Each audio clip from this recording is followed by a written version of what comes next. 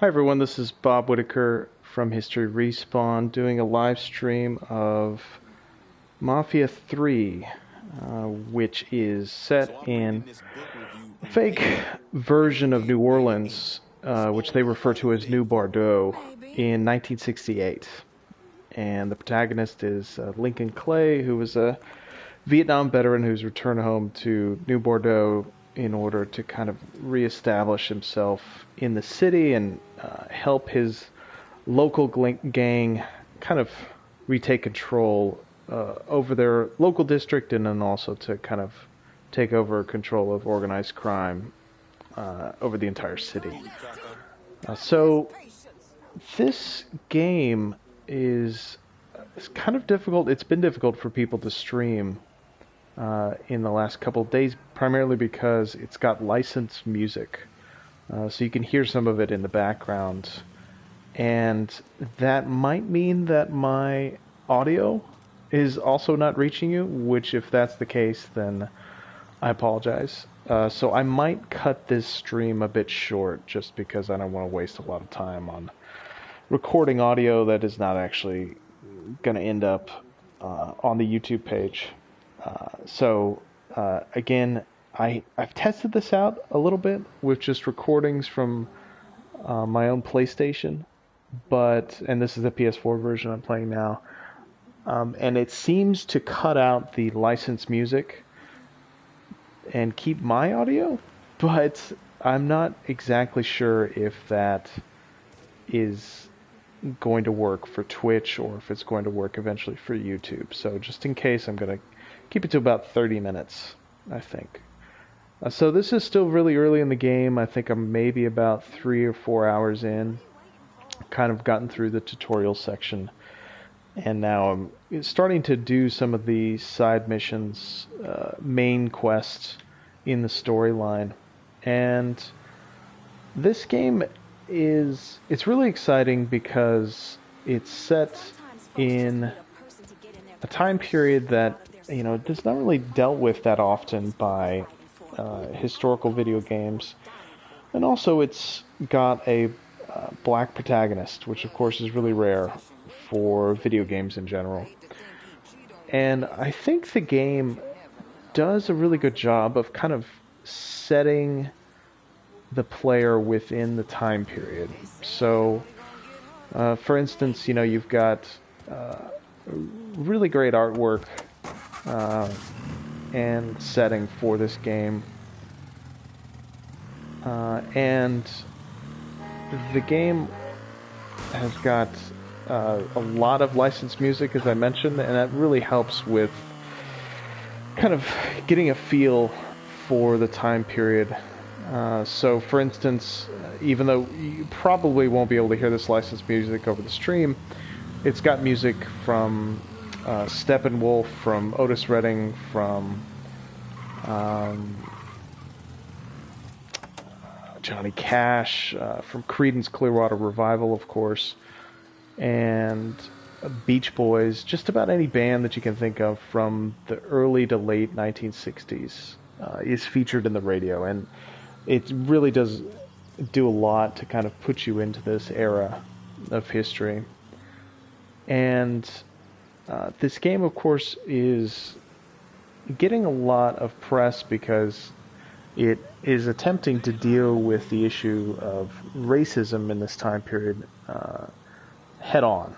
So it's got a warning at the beginning of the game saying that this game is going to feature kind of realistic dialogue from the time period, and that dialogue also includes a lot of racial epithets. So if you are kind of triggered by those type of things, racial epithets, sexism, this game has got loads of that. And of course, lots of violence in the same sort of vein as of a GTA.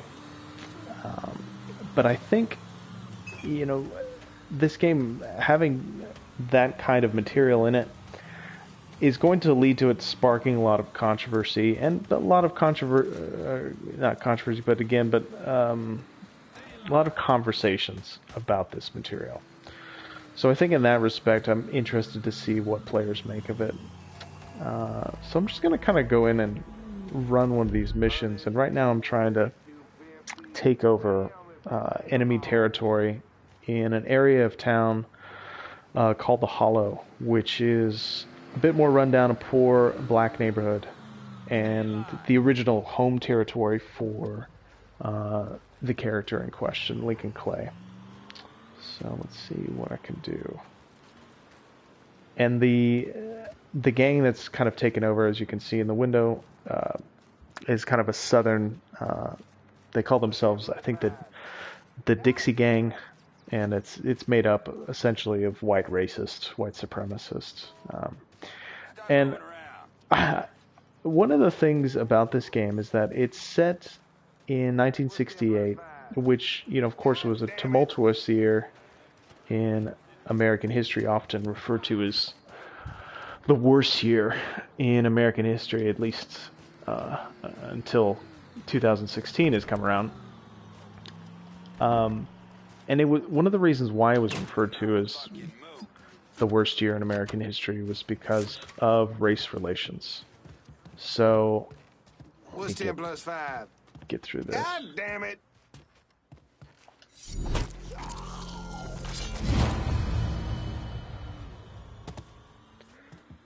Again, lots of violence in this game.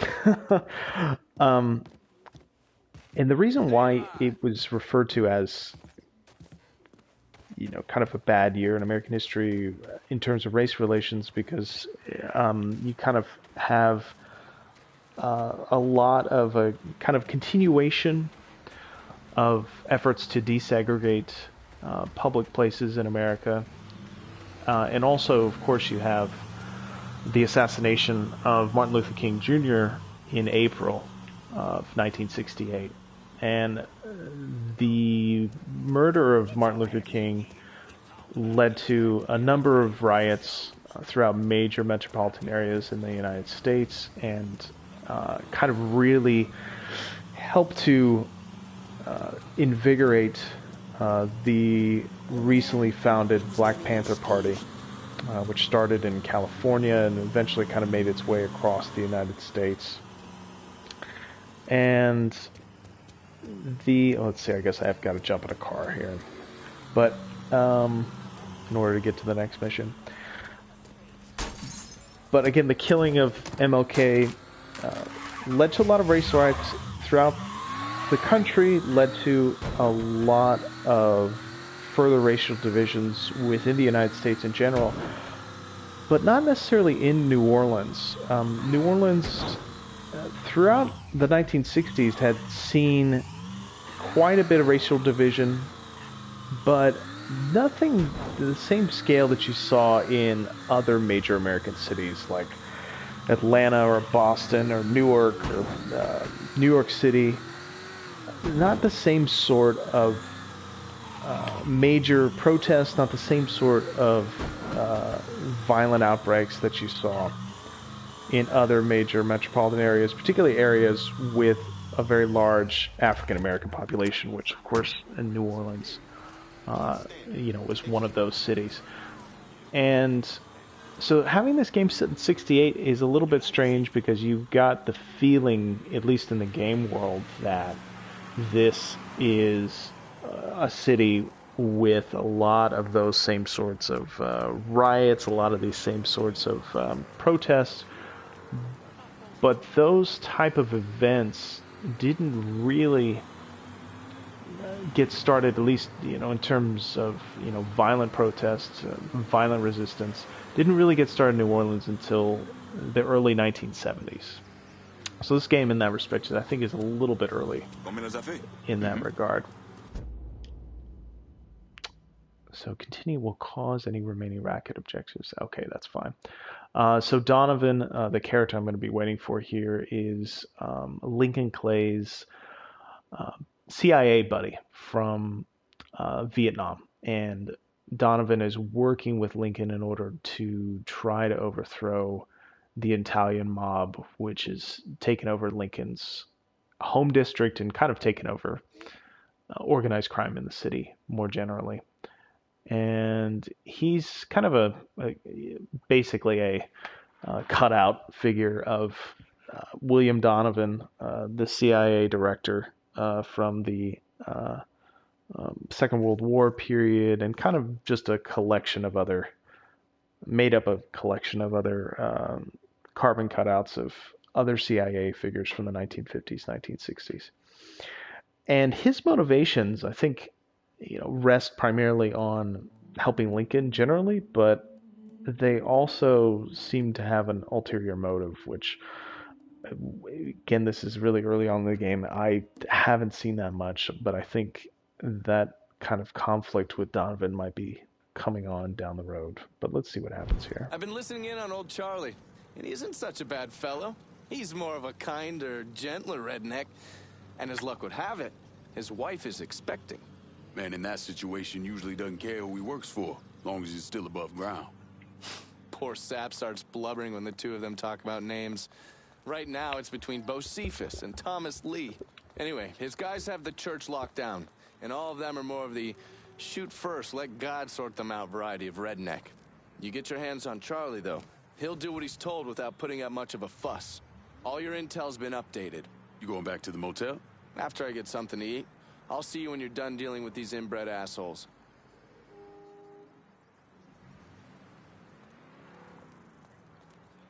So this looks like the last mission in trying to take down the Dixie mob.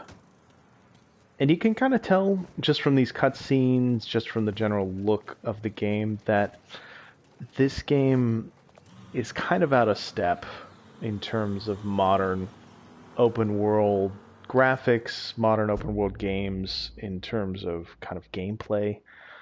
And that's led to a lot of, I think, negative early reviews, at least online. I know a lot of game critics actually didn't get a pre-release version of this game, and there's a lot of speculation. The reason why that was because this game is a little bit rough, and by a little bit, I mean it's a lot rough. I've ran into a lot of graphics glitches, a lot of really weird noises, a lot of really loud NPCs, and some of these things you kind of expect from open world games, but at the same time, it is a little bit too present in this game, and I think it's going to lead to a lot of maybe not necessarily bad reviews. I haven't seen anything yet that really makes me say, oh, well, this is a bad game, but it's going to lead to a lot of mediocre reviews.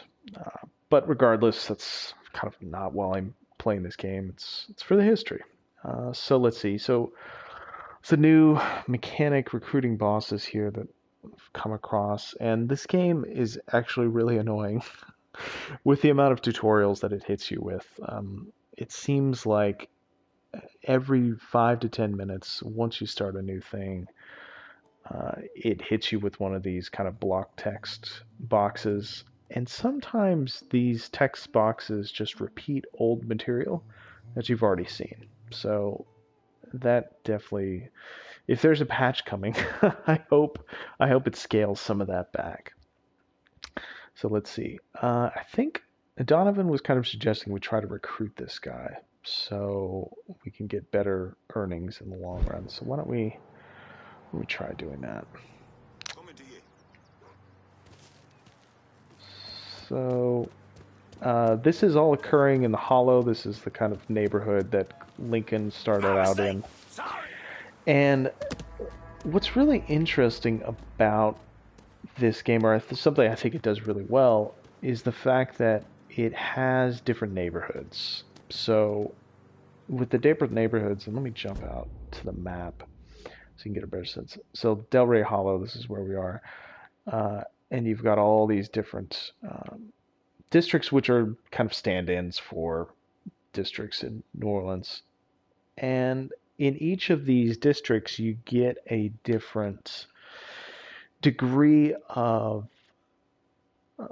police presence with reference to Lincoln's activities.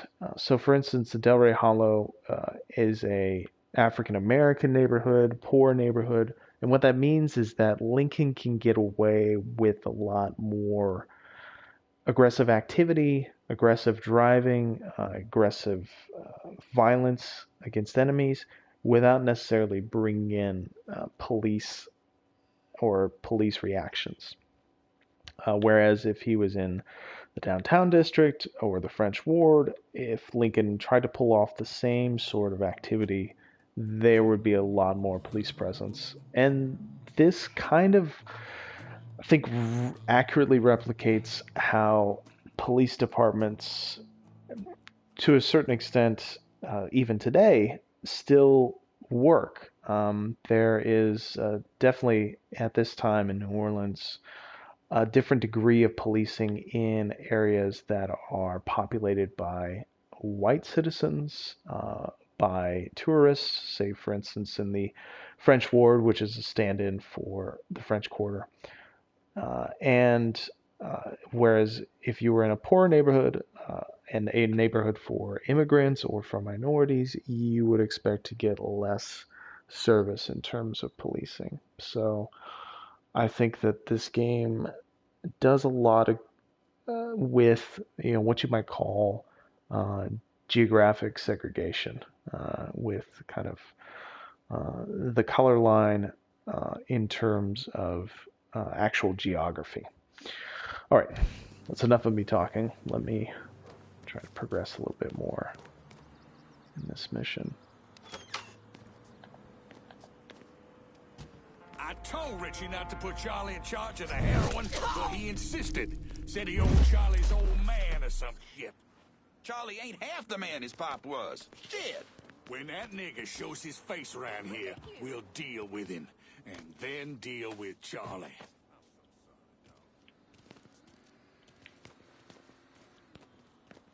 How the hell are you? So kind of bit of emphasis so far early on in the game with stealth mechanics. And that's primarily the result of the fact that you start the game without a lot of money with which to buy ammunition. And so it really kind of behooves you to attack your enemies using stealth. I would imagine that changes a little bit going forward, but we'll see. Again, a lot of violence in this game, but you can see from the character animation and the general look of the characters that this game really feels like an open world game from about 5 years ago. And I'd say it's too bad because I think this game has got a lot of interesting ideas with regards to approaching racism, approaching the past, and approaching storylines with people of color, which is something you don't often get in video games. Okay, so I picked up a shotgun. Let's go with the Tommy gun instead.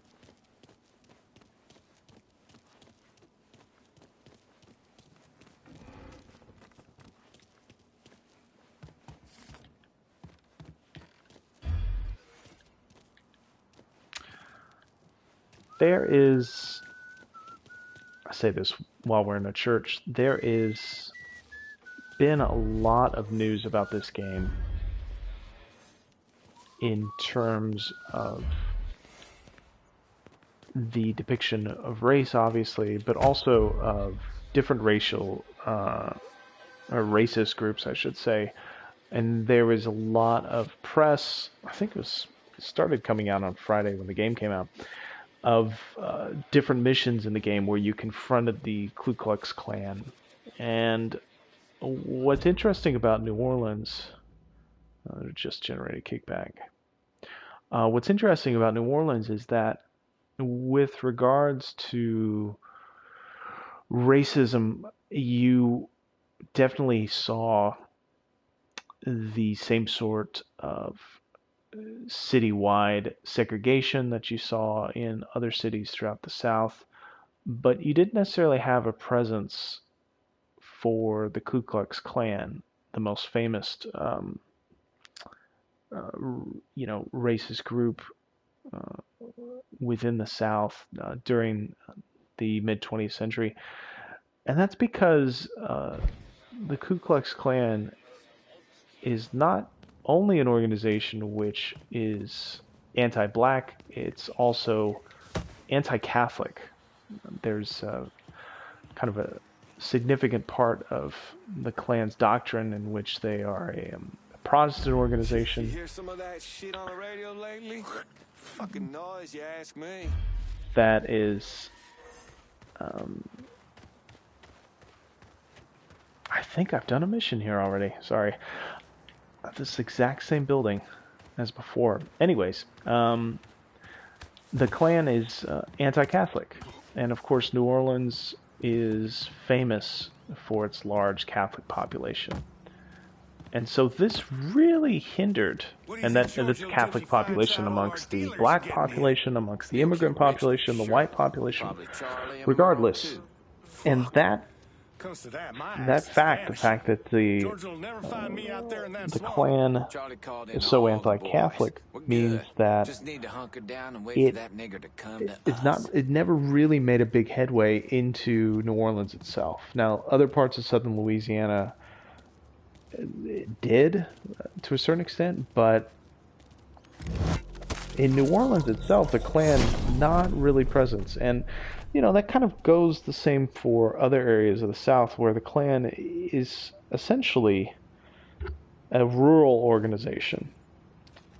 But that's not to say that New Orleans didn't have the same sort of racism that you saw in other areas of the South. It's just that in New Orleans it took I would say, a very different form from other parts of the country. Maybe not so totally different, but different organizations perpetrating that same sort of repression. And in New Orleans, perhaps the most significant organization for What's oppression think about Thomas Lee after my old man? was the That's police, got a nice ring to it. This which shit kind with of us was getting hit a doesn't get settled. stand-in My boy might for wind up being named something else. Nah, it won't come to that. the Klan. Boys will take care of it. You'll see. Okay. Your teeth stuck in my ass down! Some bitch tagged me! Some bitch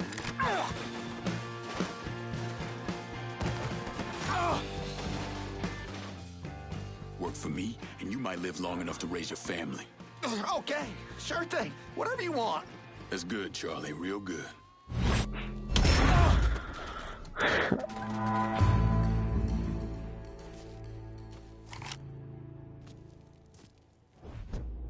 So not much in this game in terms of non-violent takedowns. I think that recruitment scene you just saw there was about as close as the game gets to doing that sort of thing. So let's see. We've taken over a new racket, and it gives us the option of assigning this to Cassandra, who is kind of an ally in Lincoln's attempts to eradicate the Italian mob from this area of New Orleans. So let's see. With each upgrade, she gets an improvement, or rather, Lincoln gets an improvement with regards to his relationship with her. So by giving this to her, we get gunsmith improved accuracy. So it's not much of a choice, anyways. Might as well go ahead and do it. Send your men to the First Baptist Church. Those Dixie heathens have been handled. I'll have some of my men come right over. And thanks.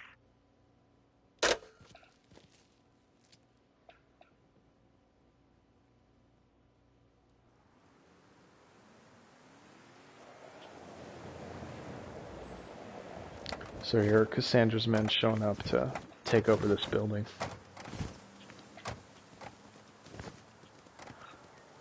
And again, the game does a really good job.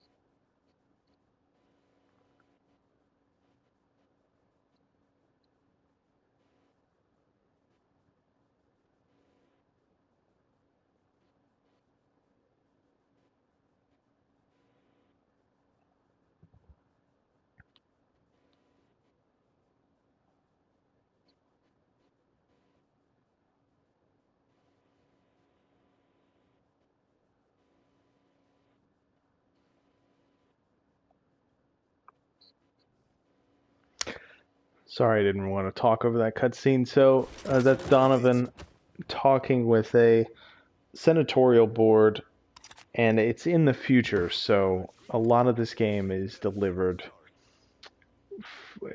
kind of as flashbacks, uh, and the game kind of progresses with each cutscene. It kind of progresses through these cutscenes from this Senate hearing in the future, with Donovan kind of discussing Lincoln's activities in the past. So I'm not sure that there is actually a date for those hearings, or there must have been. I missed it, but some of them occur, I'd say, a decade into the future from this point, from 1968. Some of them occur about 2 decades in the future, and I think some of them occur in the present day, so 2016. So I think I'm going to go ahead and stop the stream here. Nobody's in the broadcast room, and I want to make sure that my audio is coming through. So for instance, again, because of the licensed music, I'm worried that my audio is not coming across. And right now I'm listening to Creedence Clearwater Revival on the radio in this office. And because that radio is playing, I'm a little bit worried that my audio is not coming through because it's licensed music. So in order to make sure I'm not wasting my time, I'm going ahead and sign off, but I will be back tomorrow, probably in the morning, to do a little bit more streaming. So tune in then. Bye.